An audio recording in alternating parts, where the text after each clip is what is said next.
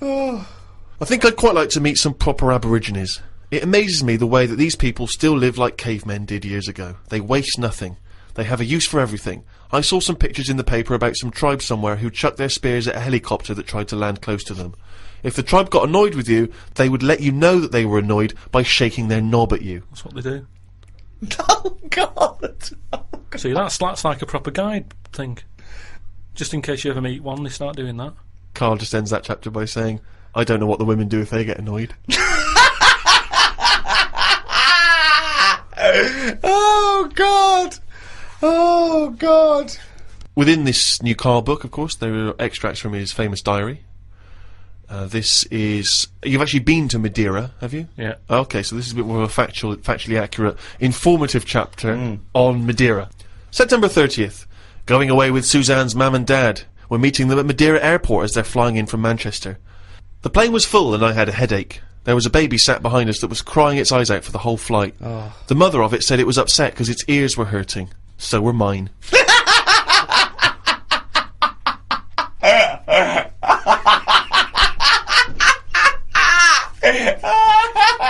Oh, God! Oh. We had to get 2 cabs to the villa because they couldn't fit 5 of us into one. It cost €85 each. That's just whinging. That's not anything. That's dear, though, isn't it? It's a dear way. But that's not a good... They don't know how far that was. Yeah. They don't know whether that's rip-off or how, you know...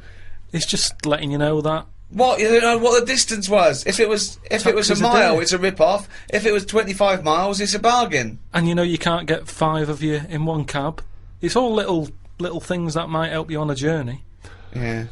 Suzanne's dad said he liked the free biscuits that were in the cupboard. We went to try and find... Sorry, this isn't useful as a guidebook at all. That is absolutely I know. They go, as a guidebook, so I'm like, oh, Suzanne's dad liked the free biscuits in the cupboard. And most people complaining, and they're going to be like, there's no free biscuits in this cupboard. We went to try and find a supermarket. Suzanne's man was having a go at her dad because he didn't have a shirt on. She said he looks a mess and is embarrassed to be seen with him. It's their Ruby anniversary tomorrow. That's why we went away. Oh, yeah. I bought a fan to put in our room to drown out the sound of the mopeds. I've heard Wayne Rooney does the same thing with a vacuum cleaner. What?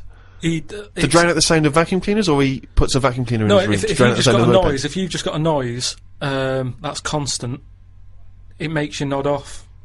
And it drowns out every other background noise. So all you've got is, like, if it's a vac, it's just... And if that's constant for, like, all night, you just nod People off. next door going, they've got their vacuum cleaner on again. Put on the JCB. People next door going, they've got the JCB on. Get the... Poke the chickens. That's how nuclear wars start. Yeah. It works. Doesn't work. Earplugs. Earplugs. Drown out everything. I've tried them. I didn't like it, did I? Why not? Because I could hear my heartbeat.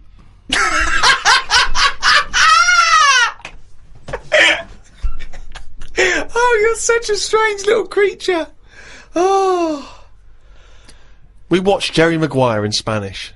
Suzanne wanted to go to bed, but I just said I wanted to hear the "show me the money" line in Spanish to see if it's as catchy. It wasn't.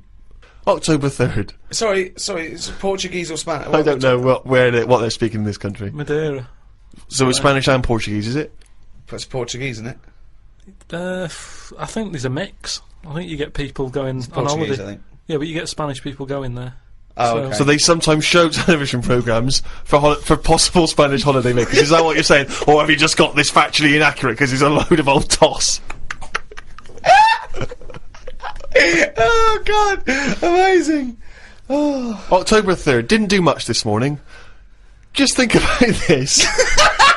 Just think about this. Why would you put it in? As a holiday. Just think about this next line. Judith Chalmers. What happened? Not a lot. Think about this, Rick, as a description of a holiday. Right, okay. Okay, as Karl said, he loves to go travelling, it broadens the mind and everything.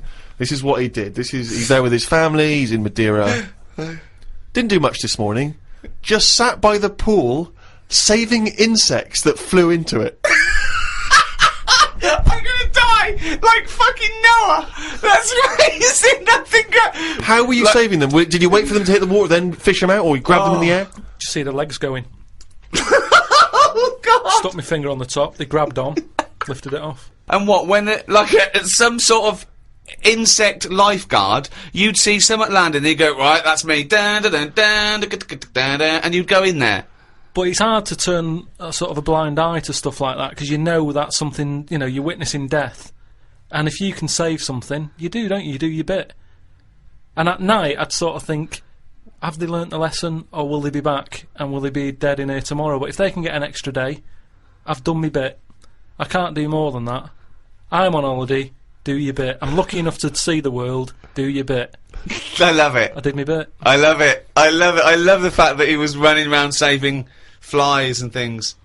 It's just something, there's something so sort of... Meanwhile, an old lady drowned. Yeah. While he was saving a beetle. There's something so kind of, I don't know, desperately existential about your diary. That's what's so Yeah, extraordinary about yeah. it. As he says, I just sat by the pool saving insects that flew into it. It was full of death. It's just so, God! it's so depressing, isn't it? Alright.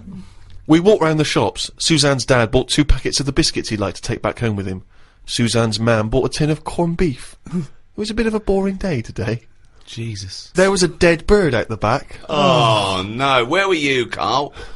Suzanne's dad said it looked like it had flown into a wall and killed itself. No, I think it caught a few insects, but they were covered in chlorine, so it poisoned it. Loads of ants were eating it. Oh, God. I dug a hole under a tree and buried it. The ants were still all hanging around the scene of the death, ages after the burial. Suzanne's dad said I should have left the bird for the ants to eat because I was messing up the food chain. I felt bad, so I gave the ants some breadcrumbs. This is weird. This is just so This is dark. really weird. It's good bread out there, though, isn't it? I should have put that. We have to eat all the food we've got because we're going home tomorrow. Suzanne's mam cut her finger opening the corned beef tin and fainted.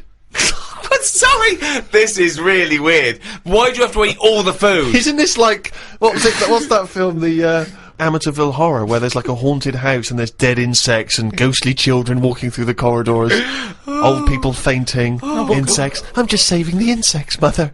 But you always eat all the food that's in the fridge before you go home, don't you?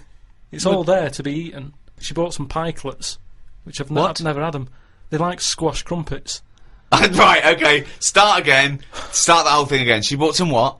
Some pikelets. Pikelets? Yeah. And I didn't like them because they're not as fat as crumpets. Oh, God! I just like a different Didn't eat language! them, and it was a big upheaval because, like, I was going home and her dad kept trying to sneak them into our bags. Because it's like, they were for you, you take them, we don't Smuggling. want your stuff in our house. Once, because he gets a bit funny about stuff being left over. There's bins that you can't put certain stuff in. There's a bin in the lounge and I put a tangerine peel in it. He goes, that sort of stuff does not go in that bin. So it's rubbish, yeah, but it's not the right sort of rubbish. Someone will camp next to it. We want to get a better class of camper. Oh. That's the book. It's called Happy Slapped by a Jellyfish Yeah, that's from one of the chapters in it. by Karl Pilkington. Get that soon. Particularly if you're thinking of visiting Madeira or Australia. Well, that's about it. Thanks for listening to this. If you enjoyed this and you haven't heard the others, we've got the whole all 3 series on iTunes. You can go and download those. The Ricky Gervais Show, is that what it's called? It's called The Ricky Gervais Show. Yeah. Carl's also made a programme for me, Steve, on my Fame DVD, out in November. It's called Fame. So I thought of a little title, Fame, I'm Gonna Live Forever. Remember that guy we met who's gonna live forever? Oh, yeah. Called Howard? Yeah. That was a meeting of mine's, and it's Carl meeting Howard, and it's Got on with him. it's really good, isn't it? It's really good, and he really gets on with him, and we're probably gonna do a new series of the podcast maybe next year. What do you think, Carl?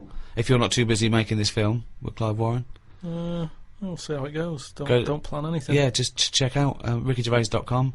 I am Ricky Gervais. With me, Stephen Merchant. Goodbye. And Carl. Right.